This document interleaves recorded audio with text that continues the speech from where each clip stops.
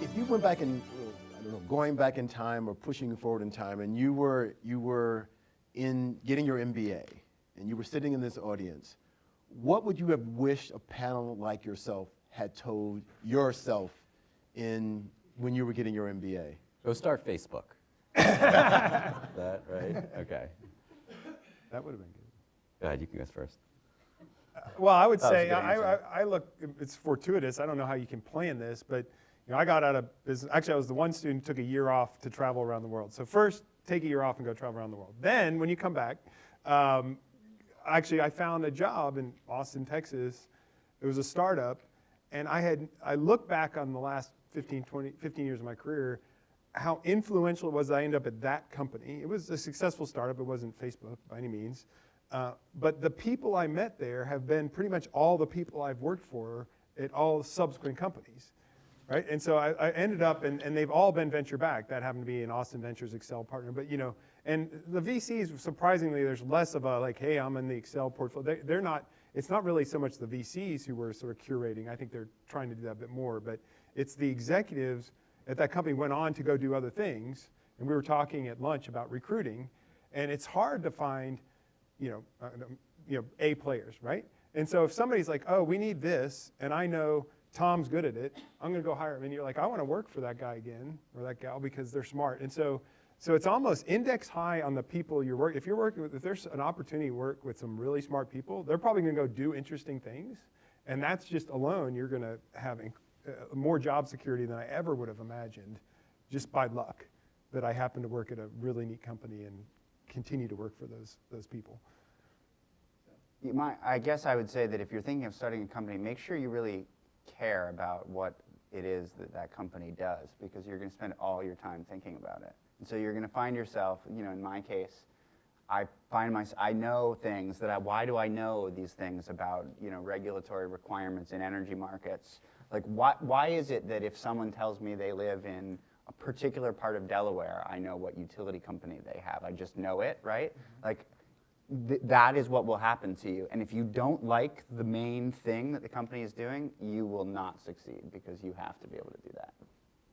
Yeah, I guess I would say that as an ex-MBA student as well, I think I can say this, we tend to be a little bit more high-strung than the average population, maybe not in school, but once we get out. And I would just say, don't freak out if you don't have a job for 6 weeks. Like, I didn't have a job for 6 weeks after business school, and I probably did freak out more than I should have. But take your time. You'll make. Unfortunately, decisions you make post business school are not. Before business school, when we're younger, we can make decisions and you can kind of go back, and it's not a big deal. As we get older, the windows start. You make a decision, you kind of go that pathway. So take your time. Don't think through the issues. Don't sacrifice kind of long-term goals for short-term, like, I need to get a job right away. I know a lot of people who did that and then left 6 months later and kind of were unhappy. So, think through it, and again, not that any decision you make can't be changed, of course, but just don't overact to immediate Sort of bridging needs. those, I think the best thing I've heard from sort of mentor was, look, know what you're passionate about and know what your strengths are.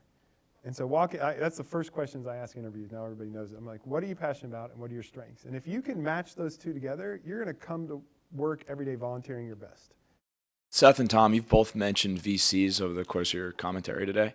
What's been the most kind of helpful part of having the backing of VCs, aside from the obvious financial benefit to it, and how have they helped you develop both of the companies that you work for? Want to go first? You can go first. Do you have any relationship with anyone? So, the biggest thing is you just don't know anything. If you're starting your first company, you just don't know anything most of the time. I was 27 when I started the company, and so there's a lot of just adult supervision stuff where you're like, okay, this is the first time that somebody walked into my office and demanded a raise. How do I handle that? So honestly, I think for first-time entrepreneurs, the majority of the initial value is there. There's another level when you are recruiting. The fact that you are VC-backed means that you will be taken more seriously by top candidates. If your VCs are good, they should be one of your primary sources of executive recruiting. They should be constantly finding good people and sending them your way. when you go to have an exit, the fact that you are VC backed will have a very powerful impact on what the buyer thinks you will say yes to. So there's a lot. Those are sort of the first three things that come to mind. Obviously, the downsides are that VCs have varying degrees of opinions of themselves and how much value they can add, and they will never know your business as well as you do. And I think they do.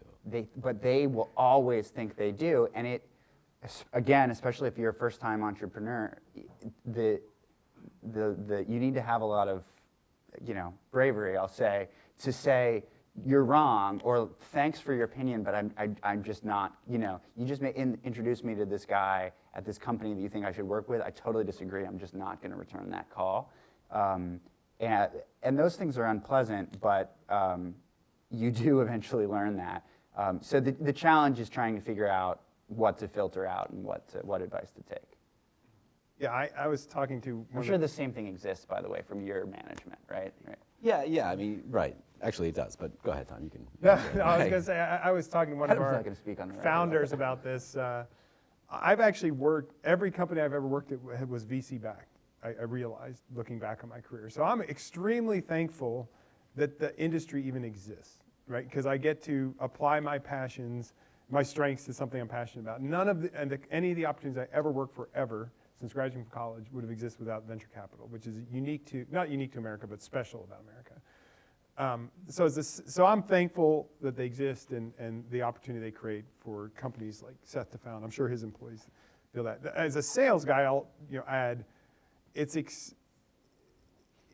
VCs give you, especially top tier, is credibility. So all you have is a PowerPoint deck early in the company's founding. It changes over time, but you can inherit your venture capitalist credibility. So you say, oh, we're Sequoia, an Excel, an Austin Ventures, a Kleiner Perkins, a Charles River company, right? Like today, it's on our company overview, one slide. John Doerr's on our board. That's pretty cool, right? People just say, okay, well, John Doerr's on the board, then that must be, a legitimate company, right? And I'll certainly use that too. And then also introductions and sales. I with no reference to anybody, I joked I was on a 3 billionaire email for the first time in my life. One billionaire emailed 2 other billionaires, and that led to an executive meeting. And I was like, okay, that's pretty cool. Like I have a billionaire in my corner who's fighting for me. So I think that's the value that they have. They're like, they feel part of your company and they want you to succeed. Do you see like product first startups succeeding more, or platform first startups succeeding more, and their relative advantages? No, I don't think in my space anyone has succeeded in a platform first sort of way. Like my company is now a platform, but we got here. A lot of the reason we have the cred we did is that we at one point did hardware, and so when we go to work with hardware companies, we actually speak their language. All the companies that when we were starting, that entire vintage of companies, and by the way, I mean, going back to the VC question, one of the things I heard all the time when I was fundraising was, oh, this is a really cluttered space. None of the companies that were on my list of competitors still exist, of the startups. And that included a bunch of companies that said, oh, the smart move is to be the platform. And it's just really, so the trick is if you're the platform, and then let's say you're going to try to, so if you're the platform and it's a SaaS play, you're probably not going to get paid that much on a per sub basis, so you need volume. The only place you're going to get volume is big distributors. Let's say you're a brand new startup and you try to get Adam to start a business at Time Warner Cable Run. No one's going to do it. So you have a chicken and egg problem of getting your own, of getting your first customer or your first 10,000 customers. So I don't know that I can answer the question directly, but if you're a platform first, the problem is how do you reach the initial critical mass? Because that's the advantage that we and that iControl has, that our parent Alarm.com has, is we all have hundreds of thousands or millions of customers on our platform, and now we're trusted. But if you're starting from nothing, it's tough. And I'll just tell you our experience, and whether you want to apply that to everywhere is up to you. But 5 years ago, when we were saying this is a good space we want to get into, we put out an RFP, and a bunch of competitors, startups came in to pitch us, including iControl and actually Alarm.com as well, and they were the finalists. And what we liked about both of them, and we ultimately went with iControl, was it was the product, right? I mean, there was a tangible product that the customer could interact with and use and pay for. So that's what got us there, saying we can launch something now and get a real return on it. But if there wasn't that appealing platform behind it that enables us to deliver our longer term vision that I've talked about a lot today, we wouldn't have gone there either. So in this perspective, it was not an either or, it was kind of a little bit of both.